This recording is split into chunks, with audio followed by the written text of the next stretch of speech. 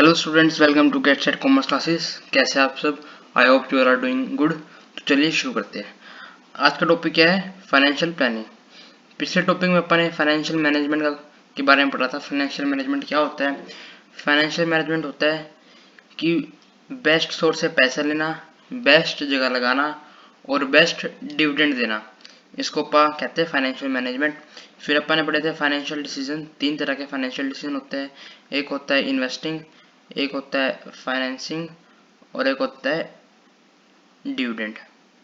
ठीक है। डिविडेंड में था कि शेयर होल्डर को पैसा देना है नहीं देना, कितना रिटर्न करना है।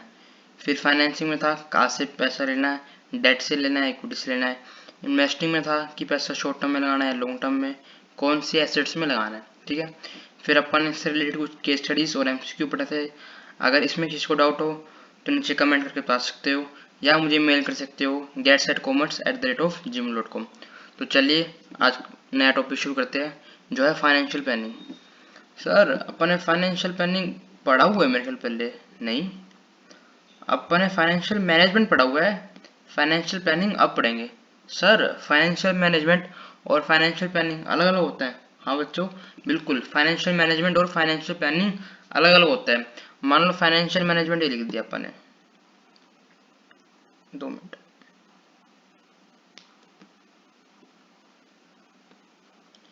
सर फाइनेंशियल मैनेजमेंट में फाइनेंशियल कॉमन हो गया। प्लानिंग और मैनेजमेंट सर सेम होती है? प्लानिंग और मैनेजमेंट सेम नहीं होती ना। इसी तरह फाइनेंशियल प्लानिंग और फाइनेंशियल मैनेजमेंट भी सेम नहीं होती। चलो पढ़ते फाइनेंशियल प्लानिंग में क्या कुछ है कि वो फाइनेंशियल मैनेजमेंट से अलग क्यों है। Financial planning means deciding in advance how much to spend, कितना रुपए मतलब कितना अमाउंट स्पेंड करना है, on what to spend according to the funds at your disposal, मतलब जितना अमाउंट अपने पास पड़ा है उसके हिसाब से कितना पैसा खर्च करना है। ठीक है। उसको पहले से डिसाइड करना, उसको पहले से प्लान करना। ठीक है। In the other words of Justenberg, financial planning includes determination of amount of finance needed by an enterprise to carry out its operation, मतलब amount of money required।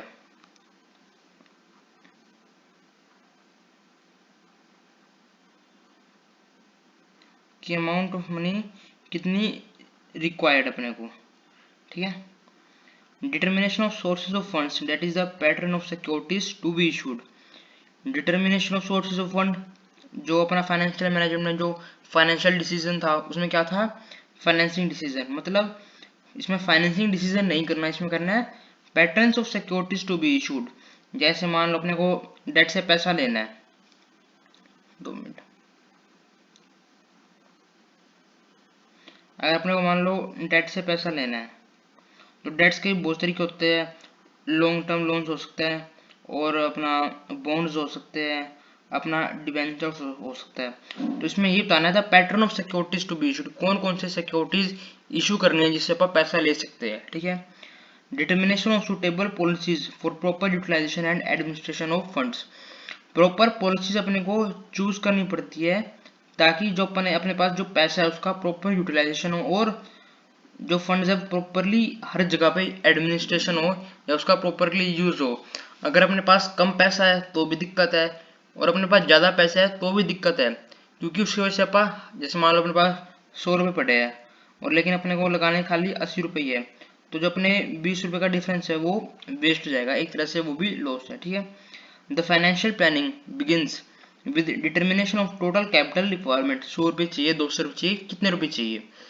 For this, the finance manager to do the sales forecast, and if the future prospects appear to be bright and expect increase in sale, अगर future में अच्छी growth opportunity है, अच्छा cell होने के chances है, तब then firm needs to increase in its production capacity, which means more requirement of long term funds, क्योंकि ये लॉन्ग टर्म प्रोस्पेक्टिव है इसलिए।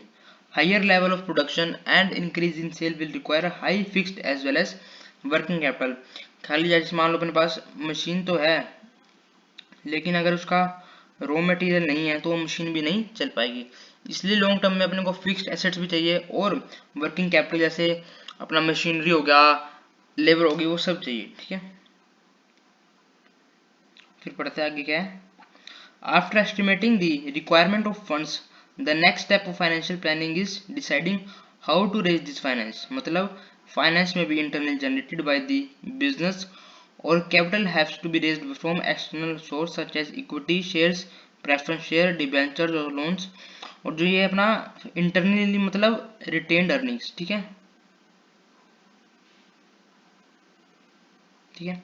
Financial planning is broader in its scope as it doesn't end by raising estimated finance. ये खाली यहाँ पे खत्म नहीं हो जाती कितने पैसे चाहिए, इसमें और भी चीजें होती है। It also includes long term investment decision. In financial planning finance manager analyses various investment plans and selects the most appropriate finance. Managers make short term finance plan called budgets. ये देखो ये पढ़ते दोबारा, ये वाला क्या है, ये वाला टॉपिक, ये point. Finance manager makes short term financial plan called budget. Budget का मतलब क्या हुआ, कितने, जैसे एक प्लान है, प्लान ए, एक प्लान है बी, तो इसमें कितने पैसे लगेंगे 100 रुपये, इसमें कितने प्लान लगेंगे सर, पैसे लगेंगे 200, इसमें रिटर्न मिलेगा अपने को 150 का, इसमें रिटर्न मिलेगा 100 का या 80 का। तो उसके हिसाब से पूरा चेक करना और फिर देखना कि क्या वो फायदेमंद है या नहीं है, ठीक है। ये होता है फाइनेंशियल प्लानिंग। फिर आता है ऑब्जेक्टिव्स ऑफ फाइनेंशियल प्लानिंग। मतलब फाइनेंशियल प्लानिंग क्यों एस्टेब्लिश की गई थी, उसके पीछे रीजन क्या था, मेनली फाइनेंशियल प्लानिंग को बिजनेस एंटिटी में लाना। मेनली दो उसके ऑब्जेक्टिव थे, to ensure availability of funds whenever these are required. मतलब अपने को अगर मान लो आज 100 रुपये चाहिए और अपने को आज 100 रुपये नहीं मिल पा रहे, तो फाइनेंशियल प्लानिंग फेल हो गई। मतलब अगर अपने को 100 रुपये आज चाहिए और 100 रुपये आज के आज मिल जाते हैं किसी भी तरीके से, मतलब बेस्ट तरीके से, यूँ नहीं ज़्यादा अपने को इंटरेस्ट देना पड़े, तो उसमें फाइनेंशियल प्लानिंग फेल हो जाएगी। फाइनेंशियल प्लानिंग का मतलब है जब अपने को पैसे चाहिए, जब पैसे मिल जाए और अच्छे सोर्स से मिले, यूँ नहीं कि मतलब अपने को ज़्यादा इंटरेस्ट देना पड़े, नॉर्मल या बेसिक इंटरेस्ट रेट पे अपने को वो पैसे मिल जाए, ठीक है। The main objective of financial planning is that sufficient fund should be available in the company for different purposes such as purchase or long-term assets to meet day-to-day expenses. Also, it ensures timely availability of finance. Along with availability of finance planning, it also tries to specify the source of finance. अगर अपने को जब पैसा चाहिए जब भी मिल जाए, तो एक तो पता है कि फाइनेंशियल प्लानिंग भी अच्छी है और अच्छे सोर्स से पैसा मिल गया अपने को, ठीक है। फिर second, to see that firm doesn't raise resource unnecessary. अपने को चाहिए था 100 रुपये और अपने को मिल गए 200 रुपये। 100 रुपये तो अपने इन्वेस्ट हो गए, लेकिन जो 100 रुपये एक्स्ट्रा बचे उसका क्या करेंगे, वो वेस्ट होंगे, उसके ऊपर बेफालतू में इंटरेस्ट लगेगा और चार्जेस लगेंगे, तो उसका कोई फायदा नहीं है। Excess funding is as bad as inadequate और शॉर्टेज ऑफ फंड्स। अगर अपने को 100 रुपये चाहिए थे और 80 मिल गए तो 20 का लॉस हो गया। ऐसे ही 20 का लॉस इसमें हुआ, 100 का लॉस, ज़्यादा तो मिल गए लेकिन लॉस तो फिर भी हुआ क्योंकि अपने को ये पैसा कहीं भी यूज में नहीं आया, ठीक है।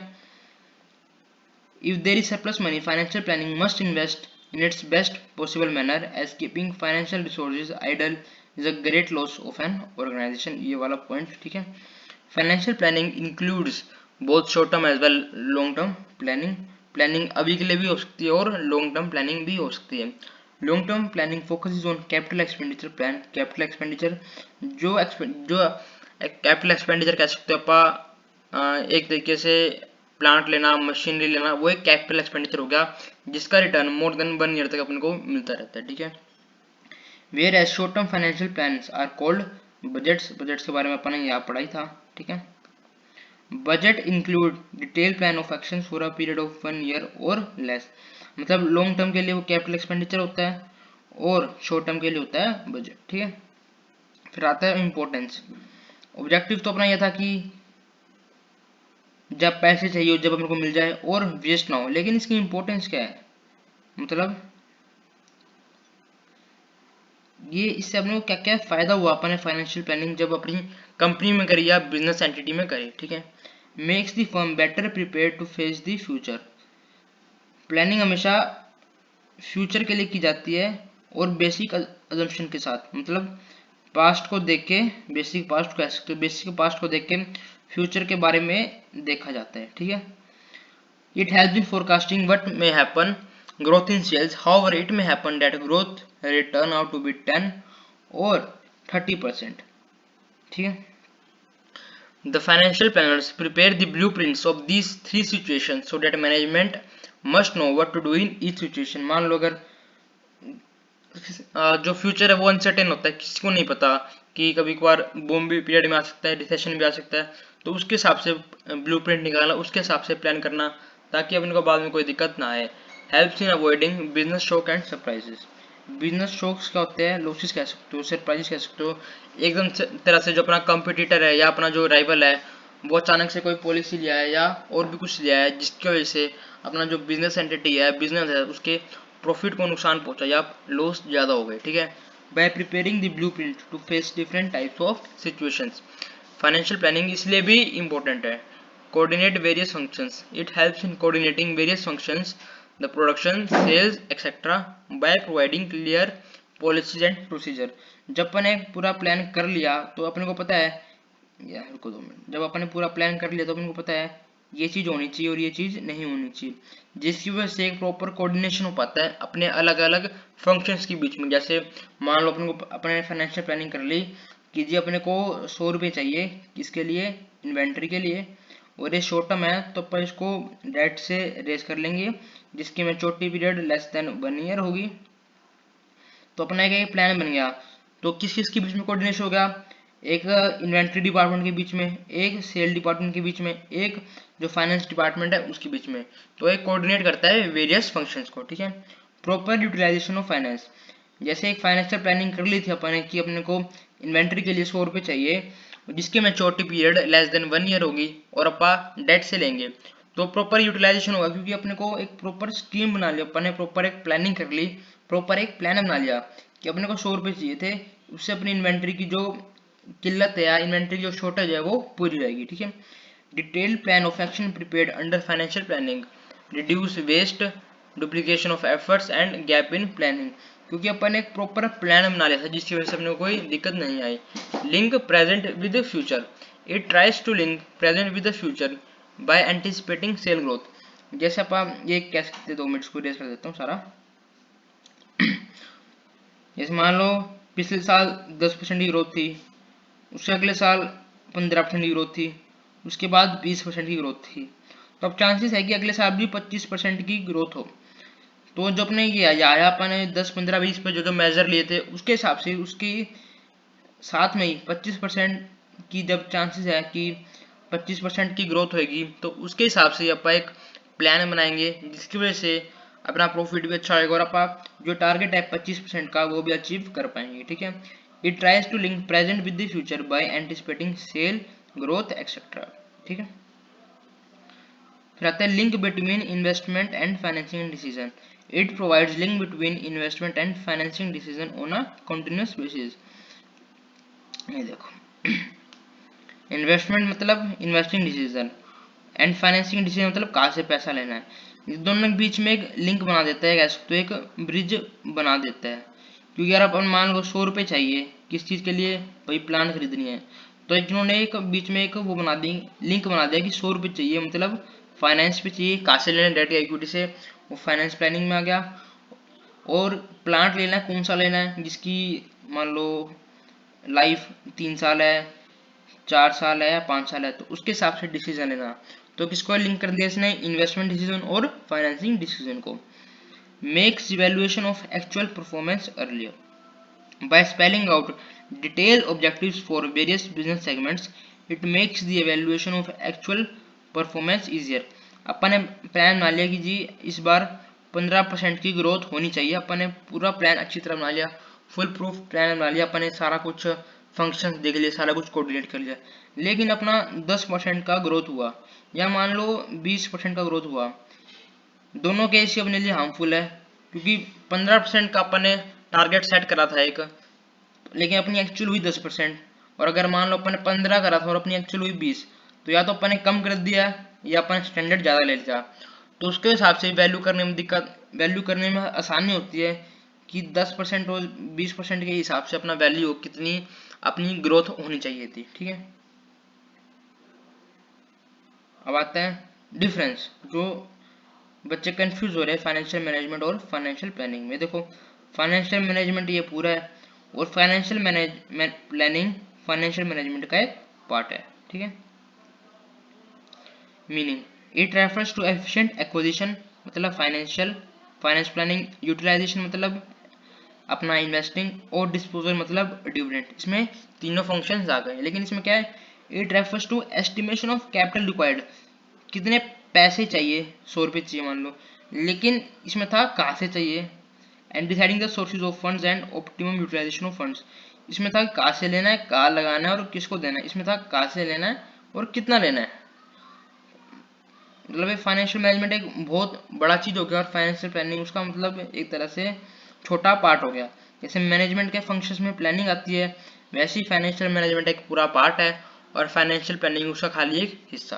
ठीक है, scope, it is wider in scope, it includes financial planning, it is narrow in scope and it is one segment of financial management. Objective, it is to manage all activities related to finance.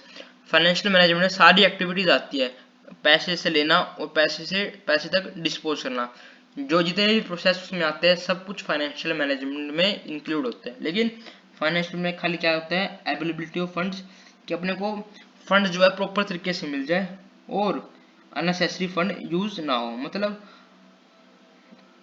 कि जो पैसा है वो अच्छी तरह से raise हो और कहीं भी गलत जगह ना लगे, या ज़्यादा पर फंड रेज ना कर ले या कम फंड रेज ना कर ले। बेसिक डिफरेंस यही था फाइनेंशियल मैनेजमेंट और फाइनेंशियल प्लानिंग के बीच में। अगर इसमें किसी को भी डाउट हो तो नीचे कमेंट करके बता देना, या मुझे मेल कर देना getsetcommerce@gmail.com। अब इसमें फाइनेंशियल प्लानिंग वाले में खाली एक केस स्टडी और एमसीक्यू बचा हुआ है, वो कल पढ़ेंगे, खाली 3 ही है, आसान आसान वो कल पढ़ लेंगे, इसमें कोई ज़्यादा लंबी चौड़ी बात नहीं है। अगर इसमें कोई भी डाउट हो तो नीचे कमेंट करके बता सकते हो। ठीक है, आई होप आपको वीडियो अच्छी लगी हो। अगर वीडियो अच्छी लगी हो तो लाइक शेयर और चैनल को सब्सक्राइब कर देना। Bye bye and see you letter.